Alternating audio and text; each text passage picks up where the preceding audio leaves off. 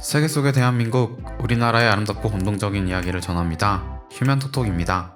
2023년 한국 수능이 끝나고 수능 시험에 큰 관심을 보인 나라가 있었는데 바로 그리스입니다. 최근 경제 위기를 가까스로 벗어난 그리스는 경제 위기의 원인 중 하나가 국민성에 있다고 판단했는데요. 어릴 때부터 야간 자율학습과 수험 생활을 지속하며 부지런함을 배우는 한국의 학생들을 보며 큰 깨달음을 얻었다고 합니다. 그들의 눈에 비친 우리나라는 어떤 모습인지 요약본으로 정리해드립니다.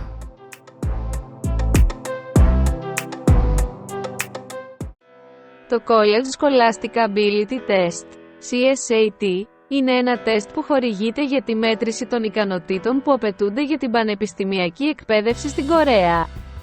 Οι περισσότεροι μαθητές που θέλουν να πάνε στο κολέγιο πρέπει να κάνουν αυτό το τεστ και να πάνε στο σχολείο με βάση τα αποτελέσματα. Το τεστ σχολικής ικανότητας του Κολεγίου της Κορέας, CSAT, θεωρείται η κορυφή του εκπαιδευτικού συστήματος της πρωτοβάθμιας, μέσης και γυμνασίου. Δεν είναι υπερβολή να πούμε ότι το εκπαιδευτικό σύστημα της Κορέας σχεδιάστηκε με στόχο το CSAT. Η υψηλή επένδυση στην εκπαίδευση και η καταπίεση των μαθητών μέσω αυτής επικρίνονται σε όλο τον κόσμο, αλλά αν κοιτάξετε λίγο πιο βαθιά, υπάρχει λόγος. Για να το καταλάβουμε αυτό, πρέπει πρώτα να δούμε την ιστορία της θεσμικής εκπαίδευσης στην Κορέα. Το υποχρεωτικό εκπαιδευτικό σύστημα της Κορέας εισήχθη στο Joseon μαζί με άλλους σύγχρονους πολιτισμούς κατά την περίοδο της Ιαπωνικής αποικίας. Είναι αλήθεια ότι η δημόσια εκπαίδευση εισήχθη στο Joseon από την Ιαπωνία, αλλά η Ιαπωνία έπρεπε να παρέχει δημόσια εκπαίδευση για τις δικές της ανάγκες. Δεδομένου ότι σκέφτονταν να ενσωματώσουν το Joseon στην Ιαπωνία, έπρεπε να διδαχθούν την πίστη στην αυτοκρατορία. Καθώς περνούσε ο καιρός, η κορεατική κοινωνία έγινε ανεξάρτητη από την Ιαπωνική αποικιακή κυριαρχία και βρισκόταν σε χάος. Η κατάσταση εκείνη την εποχή ήταν ότι η τάξη καταργήθηκε συστηματικά και η πολιτική, η οικονομία και ο πολιτισμός κατέρευσαν. Εκείνη την εποχή, για την κυβέρνηση, η εκπαίδευση ήταν ένα εργαλείο για τη σταθεροποίηση μιας κοινωνίας που είχε καταρρεύσει, και για τα άτομα, η εκπαίδευση άρχισε να χρησιμεύει ως όπλο που θα μπορούσε να αλλάξει το φτωχό περιβάλλον. Το πάθος της Κορέας για την εκπαίδευση μπορούμε να πούμε ότι ξεκίνησε από εδώ.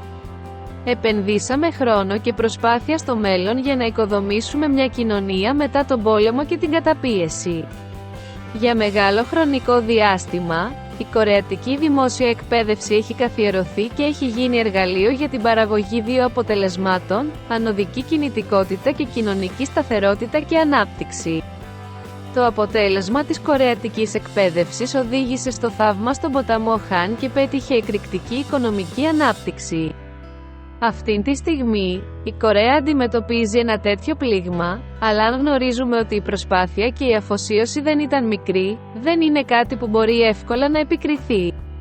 Οι μαθητές δούλεψαν σκληρά και μελέτησαν μέχρι τέλους με τη στήριξη και τη στήριξη των οικογενειών τους. Σπούδασα με το όνειρο να μπορέσω να ανεβάσω την κοινωνική μου θέση και να στηρίξω την οικογένεια μου. Η Κορέα βλέπει τα χρήματα ως τη σημαντικότερη αξία στη ζωή, η οποία διαφέρει από τη Δύση, η οποία επιλέγει την οικογένεια και μερικές φορές δέχεται κριτική. Για να κατανοήσουμε όμως αυτό το φαινόμενο, πρέπει να δούμε λίγο βαθύτερα. Όταν ρωτήθηκε γιατί οι Κορεάτες επιδιώκουν τα χρήματα, η απάντηση είναι για την προστασία της οικογένειας. Το πνεύμα των καιρών σε όλη τη σύγχρονη κορεατική ιστορία ήταν ότι η κοινωνική και οικονομική θέση ήταν απαραίτητη για την προστασία της οικογένειάς του και ότι έπρεπε να μελετήσει κανείς για αυτήν. Το CSAT είναι το σημείο όπου αυτές οι ελπίδες και οι σκέψεις ενώνονται. Για να επιτευχθεί αυτό, οι μαθητές πηγαίνουν στο σχολείο πριν την ανατολή του ηλίου και επιστρέφουν στο σπίτι όταν ο ήλιος δει και το φεγγάρι ανατέλει. Όταν επιστρέφω σπίτι, αφιερώνω χρόνο για να οργανώσω αυτό που σπούδασα σήμερα και να προετοιμαστώ για το αύριο. Έχοντας ζήσει έτσι για περισσότερα από 6 χρόνια, η ειλικρίνεια και η υπευθυνότητα αναγνωρίζονται από τους Κορεάτες ως βασικές ιδιότητες που πρέπει να έχουν όλα τα μέλη της κοινωνίας. Δεν πηγαίνουν όλοι όσοι σπουδάζουν στο πανεπιστήμιο που θέλουν και δεν τα καταφέρνουν όλοι.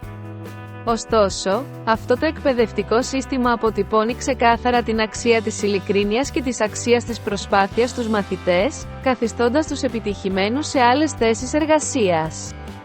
Στην Κορέα, την ημέρα του CSAT, εκτιλήσεται μια σκηνή που δεν μπορεί κανείς να δει πουθενά αλλού στον κόσμο. Οι ώρες εργασίας καθυστερούν, το χρηματιστήριο ανοίγει αργά και οι απογειώσεις και προσγειώσεις αεροπλάνων απαγορεύονται, μπαίνοντας κυριολεκτικά σε κατάσταση all-stop. Ο έλεγχος των λειτουργιών του αεροσκάφους είναι ένα μέτρο για την πρόληψη του θορύβου κατά τη διάρκεια της αγγλικής δοκιμής ακρόασης. Αυτό οφείλεται στις ανησυχίες ότι οι συμμετέχοντες στο τεστ μπορεί να ακούνε λάθος προηχογραφημένες ερωτήσεις λόγω θορύβου. Εκατοντάδες μέλη της Επιτροπής Προετοιμασίας και Αναθεώρησης Δοκιμών CSAT και διοικητικό προσωπικό ζουν σε ένα κατάλημα μέχρι να ολοκληρωθεί πλήρως το CSAT. Μπορεί να φαίνεται ακραίο, αλλά είναι ένα μέτρο που αποτρέπει τη διαρροή πληροφοριών δοκιμής. Μόλις μπείτε στο κατάλημα, όχι μόνο είναι αδύνατη η επαφή με τον έξω κόσμο, αλλά δεν επιτρέπεται καν να βγείτε έξω εκτός από καταστάσεις έκτακτης ανάγκης όπως ο θάνατος ενός μέλους της άμεσης οικογένειας. Επιπλέον, δεκάδες χιλιάδες αστυνομικοί και πυροσβεστικοί υπάλληλοι έχουν αναπτυχθεί για να ελαχιστοποιήσουν τις απροσδόκητες καταστάσεις που μπορεί να αντιμετωπίσουν οι εξεταζόμενοι την ημέρα του τεστ, όπως η καθυστέρηση ή η απώλεια των εισιτηρίων εισόδου στις εξετάσεις. Τα τελευταία χρόνια, η αστυνομία της τροχέας παρήχε ευκολίες, όπως το να κάνει βόλτες σε όσους κάνουν τεστ που λανθασμένα πιστεύουν ότι βρίσκονται στο χώρο των δοκιμών. Το θέαμα των εξεταζομένων να βγαίνουν από τα αυτοκίνητα της αστυνομίας και να τρέχουν στην αίθουσα εξετάσεων λίγο πριν κλείσουν οι πύλες του σχολείου γίνεται ένα καυτό θέμα κάθε χρόνο. Τα μέσα μαζικής μεταφοράς θα αυξηθούν επίσης σημαντικά. Θα λειτουργήσουν επιπλέον ταξί, ενώ εκατοντάδες δημόσια και ιδιωτικά οχήματα και μοτοσικλέτες θα περιμένουν σε σταθμούς του μετρό και στάσεις λεωφορείων κοντά στο χώρο των δοκιμών για τους δοκιμαστές. Η χρηματοπιστωτική αγορά, όπου ανταλλάσσονται εκατοντάδες εκατομμύρια δολάρια κάθε λεπτό και κάθε δευτερόλεπτο, είναι επίσης προσεκτική με τους υποψηφίους για μία μόνο μέρα, την ημέρα των εισαγωγικών εξετάσεων στο κολέγιο. Το χρηματιστήριο της Κορέας ανοίγει τις αγορές κινητών αξιών και παραγόγων στις 10 π.Μ., μία ώρα αργότερα από το συνηθισμένο. Αυτό γίνεται για να αποφευχθεί η παρεμβολή στη διαδρομή των μαθητών προς το χώρο δοκιμών.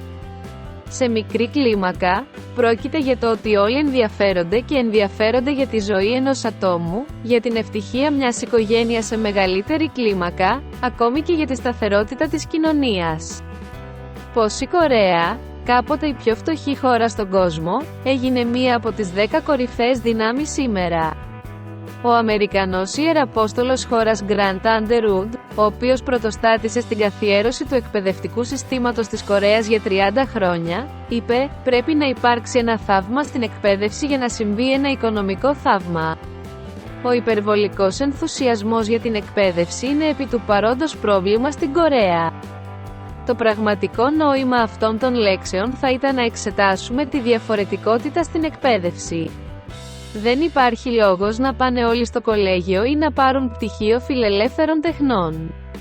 Ο κόσμος χρειάζεται μηχανικούς, υδραυλικούς και ξυλουργούς, και δεν χρειάζονται όλοι πτυχίο κολεγίου 2 ή 4 ετών. Αλλά πρέπει να ξέρετε ότι είναι πολύ καλύτερο να έχετε περισσότερη εκπαίδευση παρά λιγότερη. Στο μέλλον πρέπει να συζητήσουμε για την εκπαίδευση. Για το σκοπό αυτό, η περίπτωση της Κορέας μπορεί να θεωρηθεί ως ένα σημαντικό παράδειγμα που πρέπει να αναφερθεί. Αυτό συμβαίνει επειδή η σημασία της εκπαίδευσης στην Κορέα είναι πολύ πιο σημαντική και ουσιαστική από ιστορική και σύγχρονη προοπτική. Η Κορέα έχει σαφώς ενσταλλάξει όνειρα και συμπεριφορές στους λαούς της μέσω της εκπαίδευσης. Αυτό τους επέτρεψε να δημιουργήσουν έναν παράδεισο από ερείπια. Πρέπει τώρα να σκεφτούμε σοβαρά τι πρέπει να παραδώσουμε στις επόμενες γενιές.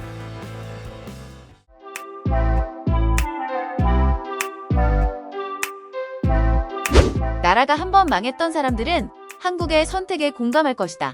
많은 사람이 한국의 교육열에 비판하지만 나라를 살리고 가족을 부양하기 위해서 할 수 있는 가장 훌륭한 일이 있다면 공부가 맞다.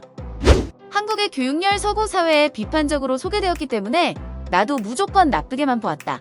하지만 역사를 알고 나니까 그 이유를 알 것 같다. 한국이 어디에 있는지도 모르는 사람이 하는 작은 비판은 들을 것이 아니다. 그들은 그렇게 무언가를 이루어내었고 이루어내고 있다. 분명히 배울 것은 배워야 한다. 고등학교를 졸업하고 범죄에 가담하지 않고 직장을 얻으면 가난하게 살지 않는다고 했다. 하지만 우리나라에선 이 세 가지가 잘 지켜지지 않는다. 그런 의미에서 한국의 교육 시스템은 사람들이 가난하지 않게 도와주는 최소한의 장치인 것 같다. 벌써 수능 시험이 있은 지 한 달이 넘었는데요. 이제 성적이 나오고 대학 입시가 본격적으로 시작되는 때에 모두가 힘내시고 좋은 소식 있었으면 좋겠습니다. 시청해주셔서 감사합니다. 휴면톡톡이었습니다.